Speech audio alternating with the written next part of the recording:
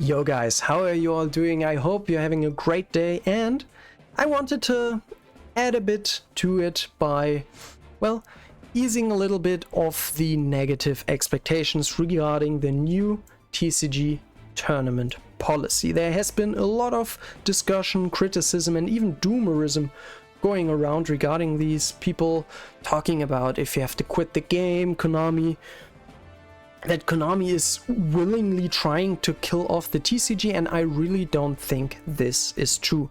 I'm not going to pretend that this is the perfect policy. There will always have to be trade-offs made. Like, you can't be perfect in every single regard. Like, for example, going into time always is an issue. Like, it would obviously be better to just play out every single series, but at like a YCS, there will always be some game that goes to like 1.5 or even 2 hours, things like that, and you just can't wait for that. You have to make some trade-offs and strike the right balance. Like, sometimes, yes, the one rule would have been better for you, but you have to look at the whole thing and think about what is the best trade-offs to make, and I think the new policies are clearly better in most situations. So what exactly changed? There are 3 main changes to all of this, but let's start with the smallest one and also the least influential one in my opinion, and that is reporting the match results. You have to report them within 5 minutes at the end of the round, or both players will receive a match loss for current round, and the duelist who would be responsible for submitting the match result will also receive a game loss in the next round. So you will start the next round 0-1. This is obviously quite the harsh punishment, but this is required because with the new end of match procedures, which we're gonna cover in a second, duels can result in a double loss. And in this case, obviously, both players are equally responsible for submitting the match result, and to make sure that they do, you obviously can't just give them a double loss for not submitting in the round. They already have a double loss. You kind of have to carry this over, but submitting your match results in time shouldn't be much of an issue, and this is obviously easily avoidable. Also, one caveat here is that if you're submitting via Neuron, you are exempt from this penalty, so even if there are technical difficulties, they won't be held against you, at least if you obviously go to the tournament organizers and try to resolve the situation. So, but why can an end of match or a duel result in a double loss now? Because we have a new end of match procedure, which we've also known for quite some time. This was already applied at Worlds the past weekend.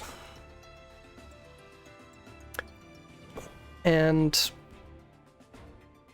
this is also a big part of the discussion, which a lot of people don't like. So in practice, what happens is if your match goes to time and it's not decided, no matter the game score, no matter the current game state, both players will receive a loss. And this does a couple of things. First up, there are no more draws. You cannot intentionally draw, which obviously was against the rules. Still, people did it quite a lot because obviously it's very difficult to prove whether it was intentional or not if both players agree to do so, because at like a YCS or something, you can't have a judge at every table and observe like every single move the players make. So matches can no longer end in a draw. which is a good thing. This was a really big problem that a lot of people, that cost top cut for people that were playing by the rules, that were playing fairly, whereas others didn't, and the people abiding the rules were punished for it, while the ones breaking, or at least bending them, were rewarded. So fixing this issue is good. Also, there is not really a benefit anymore to slow playing. People have been arguing that, well, out of spite, you could just drag out the game if you have no chance of winning, to make your opponent lose as well. And obviously, out of spite, this might happen, but in terms of competitive success, like getting the most out of your rounds, out of your situation to advance in the tournament and do as well as you can, this really doesn't make sense. Because yes, you may be pulling the other person down with you, which means that they won't be above you in the standings, at least in terms of raw game score. Obviously, tiebreakers may be different, but that's the thing that comes in. We do have tiebreakers, so while you are significantly hurting one person, you are also worsening your own position against everyone else, except your own opponent. Because the game score of your opponent factors into tiebreakers, meaning your position will be worse. There may be some very, very specific edge cases in where basically you and your opponent are the only ones like competing for a certain slot in Top Cut, but those are very, very rare in my expectation. I don't think that this will happen often, and if we communicate right to everyone who actually just wants to win, that, well, this hurts your tiebreakers, it's actually not beneficial. If you are losing the round, you should surrender. The game of chicken is not worth playing for either player. Obviously, if your opponent doesn't know that and you are winning the game, there comes this situation where, oh, should I myself surrender to not make my tiebreakers worse and things like that? Which obviously this doesn't exist. I don't want to say that this problem is non-existent, but it's way less common than people think it is. And if your opponent is potentially slow playing, like very obviously, just call a judge. Obviously there is this gray area and you can't catch it 100% of the time, but this kind of behavior is already frowned upon. It will continue to be frowned upon. And it's not like you couldn't abuse this before. Like before, you just could have put like a good time win condition into it, then stall things out and then just take the round in time. Which obviously there is a little bigger opportunity cost to things, like you have to put in those cards taking up space, most likely in your side deck, unless your deck has like a good in-engine way of winning in time, like Vanquish Soul for example. But overall I don't think there is a lot higher potential for abuse here, especially if you factor in the draws being out. I feel like there is less potential for abuse in this, especially considering that the Swiss rounds are also now longer, because you don't have like the time rules having to resolve the game state, the last actions after time was called. You get an additional 5 minutes, which is huge. I think this is very, very big. 5 minutes makes a big difference. Like, even when I came back into the game playing like White Forest Runic last year, I did go to time, especially the first couple of like events and rounds getting to know my deck and the other decks, I did go to time relatively often, but not only was I playing a very slow deck, and actually there were a couple of Runic players at my locals, so I actually played the mirror match quite a long time, quite often, which can drag out a lot, and I had to read almost every single card, while also like having to think more about my deck and not knowing the exact lines and things I should always take. And still, whenever I went to time, it was relatively close, and with 5 extra minutes, even in that situation, I feel like I would have went to time a lot less, and especially once you're more into things and are able to have like a good pace of play, know your lines, don't have to think about things like as much. I feel like 50 minutes, even for slower decks or rogue decks that people have to read, should be plenty. There's the argument of, well, this is a lot more difficult for newer players and things like that, or like people playing rogue decks, and I don't think this is entirely true. In my opinion, the extra 5 minutes matter there more than the exact end of match procedures. And there's also like the thing that the end of match procedures are now a lot simpler, right? You don't have to think about how do I play out like time correctly, like do I want to go to time, what do I do once we are in time. Like there is some complexity in that new players now don't have to worry about. Like right now you just don't want to go to time, and that's it. That's all you have to know. Which is why I think for like new and returning players, this is actually more lenient, and the biggest factor by far, in my opinion, here is the extra 5 minutes. Also, there are a couple of other changes which obviously stem from this change. And that is that both players losing doesn't work in top cut. Like one has to advance, one has to lose, right? So the final match of a single elimination tournament will no longer be timed. Top cut rounds no longer have a time limit, and this is a big advantage. Losing in top cut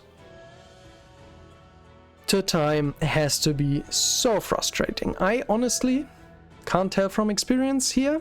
Like I said, I'm somewhat of a returning player. I don't really have a lot of recent experiences with this, but top cut not having a time limit to me sounds like a great thing. And once we're in top cut, there are like only quite experienced players there, or like players that know what they're doing, so them having to think overly long won't be as common. Which is also the experience from Worlds. Like I said, these time rules were already applied there for the Swiss stage, in which I think there were like slightly above 90 matches played, from which 2 or 3 maybe went to time, which obviously is a quite low percentage, and there would have usually been more draws than 2 or 3 in an event like that.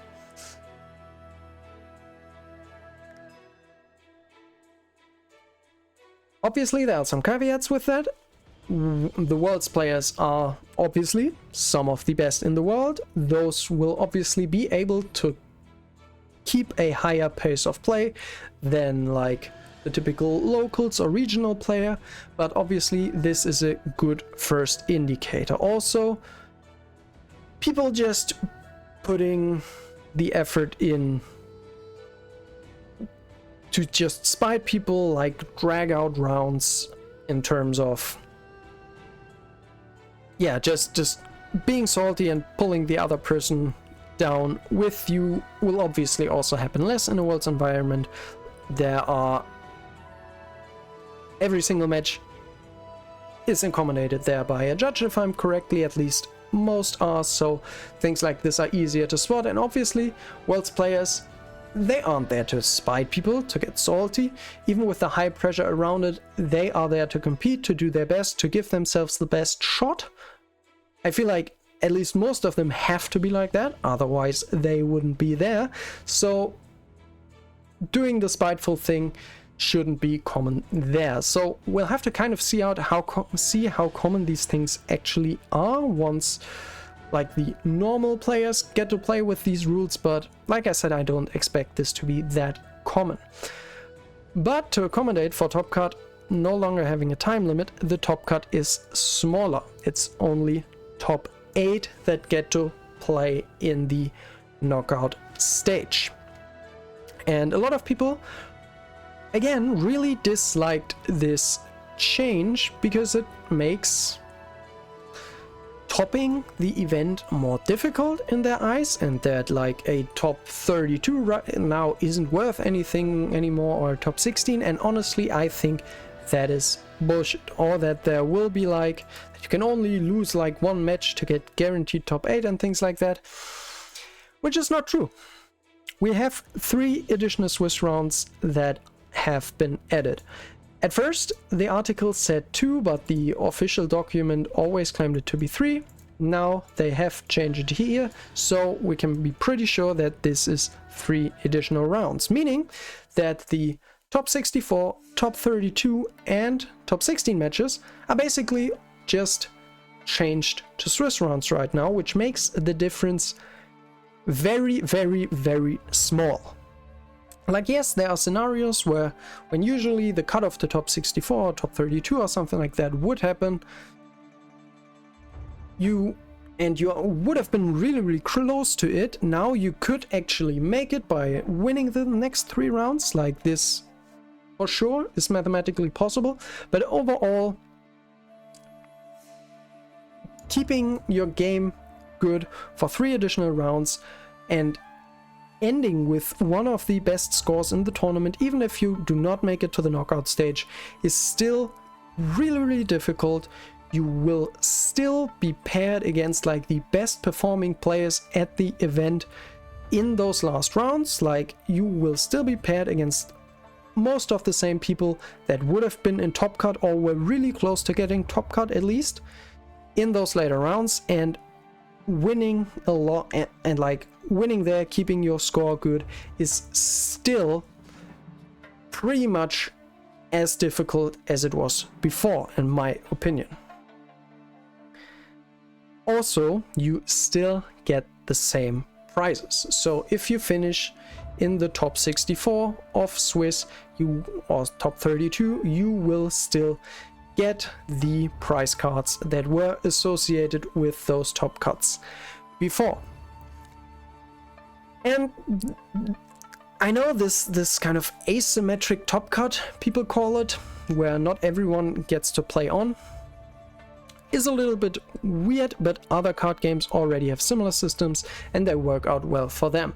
And I still think that we will see like people posting their top 64, top 32 deck lists, and I don't think that there should be any less prestige associated with those than before. So overall, I think these changes are positives in almost every single way. Yes, there is some potential for abuse, but I think overall it's less than with the old rules. And this is, I think, just a good thing. There was a lot of frustration with the time rules, with time win conditions, with like random burn or life point gain effects on cards. And removing this time rules and also giving like card design a little bit more space in this, I think is a good thing. Obviously, if there are some glaring problems, I hope that Konami does not take as long to like adjust them further as they did last time. But overall, I think these changes as a whole are a net positive to Yu-Gi-Oh! And I can't wait to compete in regionals and maybe YCSs again and see how I'm doing. If you're interested in the perspective of kind of a player that has been invested in Yu-Gi-Oh for a long time but is now kind of trying to really get back more deeply into it, more into the competitive scene, like and subscribe so you don't miss any of that, and continue to have a great day. Signing out. Peace.